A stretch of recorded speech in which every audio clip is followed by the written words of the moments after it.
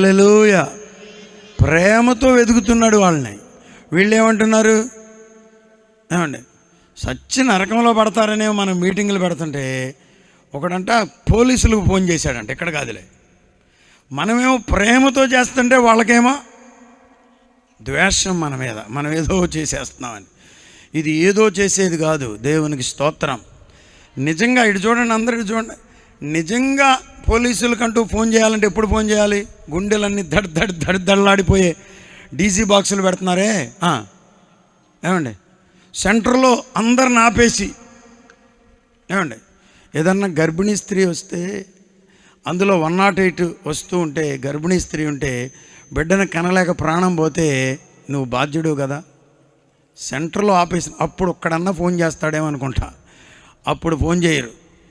వీళ్ళు కూడా ఫోన్ చేయటంలోనే వచ్చేసి సౌండ్ తగ్గించండి, ఏదో మేమేదో రే మీరందరూ బాగా ఊరూరే తాగేయండి రా, ఇదిగో గంజాయి అమ్ముతున్నాం రండి, ఈ టేబుల్ కింద ఉంది రండి అని ఇక్కడే మేము అమ్మినట్టు వచ్చిన వాళ్ళందరికీ తలొక గ్లాసు చెప్పరేంటిరా, సారాయి కళ్ళు పోసి ఊరికినే ఫ్రీ అని మేము అన్నట్టు మమ్మల్ని బెదరేస్తున్నారు. తగ్గించండి, తగ్గించండి, ఇంకా తగ్గించండి, ఇంకా తగ్గిస్తే ఇంకా ఏమైనా పడుతుంది నీకు? ఇది తగ్గించడానికి కాదు, నిన్ను నరకము నుండి తప్పించడానికి వస్తే నువ్వు ఏ మాటలు గర్వంతో నింపబడి వచ్చావా అన్నయ్య? అసలు ఏమల్లా, నేను అన్నట్టుగా కూడా అనలా. అన్నయ్య నేనేం చేశాను రా, ఏదో ఒక మాట అడిగా, ఏం జరుగుతుందని అడిగా, చెప్తే చెప్పండి, లేకపోతే అయినా ఎందుకులే పెద్దోళ్ళతో నాకు గొడవని ఇడిపోయాడంట. ఇడిపోయి ఇక్కడ అడిగి తెలుసుకున్నాడు, అడుగుపోయి అక్కడ అడిగి తెలుసుకున్నాడు. అందరూ చెప్తున్నారు ఆడొకడు వచ్చాడయ్యా 40 రోజుల నుండి చెలరేగిపోతున్నాడు, ఎవరు పట్టలేకుండా ఉన్నారు, వాడి పరిస్థితి మామూలుగా లేదు, పైనుండి కింద దాకా అబో శిరస్త్రాణాలు పెట్టాడు. వాడి దగ్గర ఒక ఇది ఉందంట, ఈటే, దాని చివరనున్నటువంటి ఆ ఇనప మొనకు, అది ఈటే కర్రకున్న ఆ కర్రకున్న పొన్ను అదే లేరా 500 తులములు పెట్టారు. అది 600 తులములు. చూసారా? ఊరిని మనలాంటోడు వెళ్తే ఊరిని అట్ట పట్టుకుని అవడ బారేస్తాడు. అందుకే దావీదును చూసి అన్ని ఎక్స్ట్రాలు చేశాడు.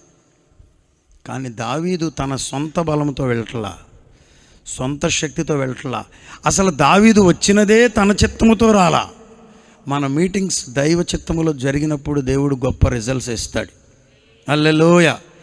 ఇది నా చిత్తము కాదయ్యా, నా తండ్రి నన్ను ఇక్కడకు పంపాడు, ఏదో ప్రణాళికతో పంపాడు. దేవునికి స్తోత్రం.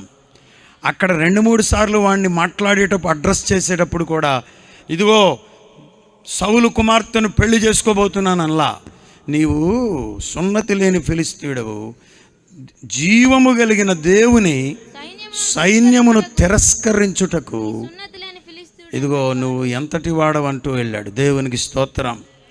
దేవుని పిల్లలను ఒక మాట అంటే నేను పడేది లేదు అన్న ధైర్యంతో వెళ్ళాడు. దేవుడు గొప్ప విజయాన్ని ఇచ్చాడు. స్తోత్రం చెప్పండి. హల్లెలూయా.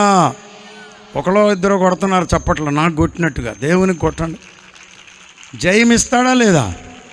6 మూరల జానెడు అనండి, 6 మూరల సుమారు 10 అడుగులు బెల్ల బీటుగా చెప్పండి, బొక్క బోర్లగా పడిపోతేనంట చెప్పండి, వాడు బోర్ల పడగా డాడీ చెప్పాడుగా పరిగెత్తుకెళ్ళమని, ఇప్పుడు వెళ్తున్నాడు పరిగెత్తుకొని పోయి వాడి మీద ఎక్కాడంట. ఇటు చూడండి అందరు, ఎక్కడెక్కాడు? నిన్ను ఏది ముంచేస్తుంది అనుకుంటున్నావు ఈ రాత్రి? నిన్నెవడు చంపేస్తానంటున్నాడు, ఆ సమస్య మీదకెక్కిస్తాడు ప్రభువు. నేను అలలు వాళ్ళ మీదకెక్కి ముంచేస్తాయి అనుకుంటున్నారంట, కానీ యేసయ్య అలల మీద నడిచి వచ్చాడు. సమస్య మీదకి నిన్నెక్కించి సాక్షిగా నిలబెడతాడు. హల్లెలూయా. ఎవడి మీద నిలబడ్డాడు? ఇట్లా అంటున్నాడేమో అనుకుంటున్నాను నేను. ఎవరి మీద? గొల్లియాతు మీద. వాళ్ళు ఇప్పుడైతే ఎట్లా అంటున్నాడో వాళ్ళంతా పరారు. ఈ దినాల్లో నేను ఎక్కడికి వెళ్ళినా ప్రభువు నాతో కొన్ని కార్నర్లు చూపిస్తున్నాడు.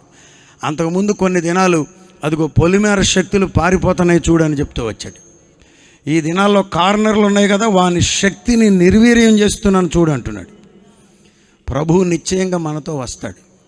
సౌలు ఒక సంగతిని నమ్మలేకపోయాడు. నేను బయలుదేరితే ఇశ్రాయేలు సైన్యమునకు ముందు నడిచే సైన్యాధిపతి నా ముందు నడుస్తాడు, నాకు జయమిస్తాడు అన్న సంగతిని మర్చిపోయాడు. ఈ రాత్రి సంఘం, నేటి దినాలలో భారత క్రైస్తవ సంఘం గుర్తుంచుకోవలసిన సంగతి ఏంటంటే, మనం బయలుదేరితే చాలు మన సైన్యాధిపతి మన ముందు నడుస్తాడు. హల్లెలూయా.